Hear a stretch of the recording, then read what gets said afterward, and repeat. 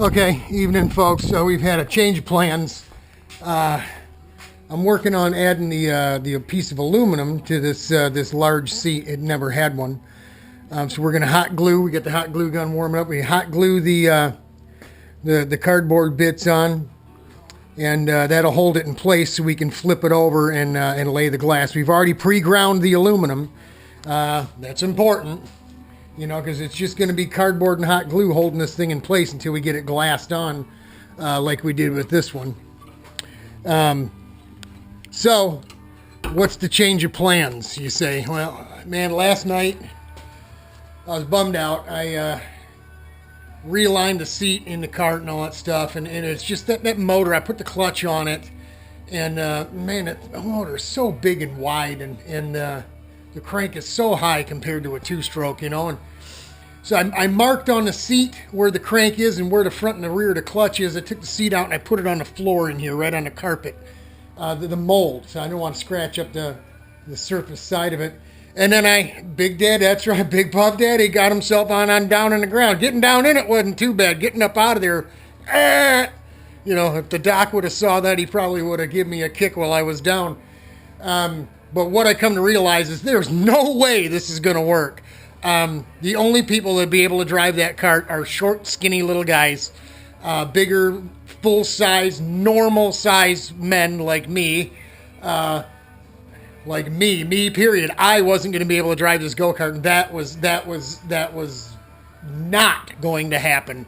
That is absolutely no good. I mean, I got to be able to drive it. I mean, I'm doing all this work, you know. So it got me thinking. The wife asked me, you know, what's going on? You look bummed out, blah, blah, blah. I said, you know, I got this issue. I won't be able to drive this thing. She said, well, that's no good. You know, I said, yeah, I know. So I get on the Facebook because I remembered seeing a cart for sale back in the fall, back in September, October 2019. And it was a Briggs animal cart, but the motor was on the rear, like an Indy car, right? It was absolutely behind. So that's the change of plans. Let me turn you around. I talked to the guy late last night. His name is Edwin.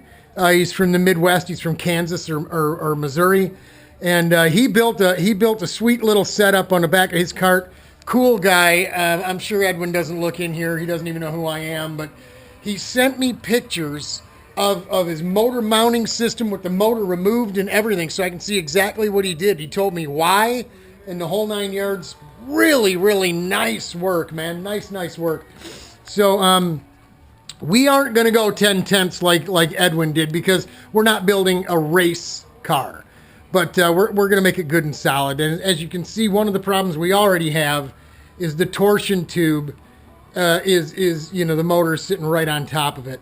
Where on Edwin's cart, this tube was welded in, and it actually had a kick, and went across. It had another kick back, and there was a piece of like flat material welded off the front of it, rubbers underneath, a motor mount, and then it had pillow block bearings, 2 bearings that held up the front of the mount, so it wasn't tied into the rest of the chassis, and it didn't mess with any of the handling of the cart, you know.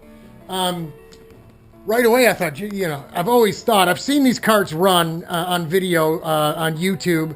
I'll actually I'll put a link to the video of these guys racing at Lake Garnett, which is a park. It's not even a racetrack. The straightaway is I think is a mile long. They're a mile and a half long.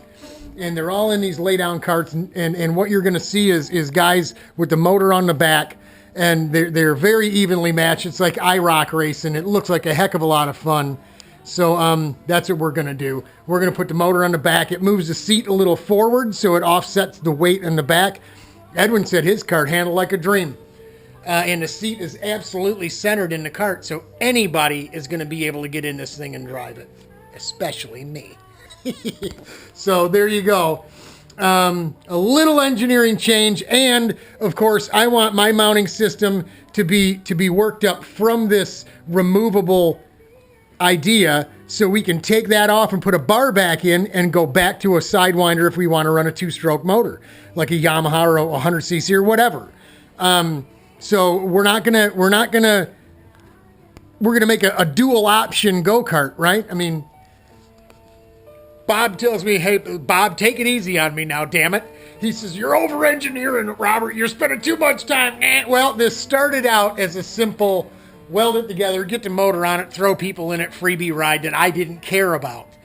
But it's gotten personal now.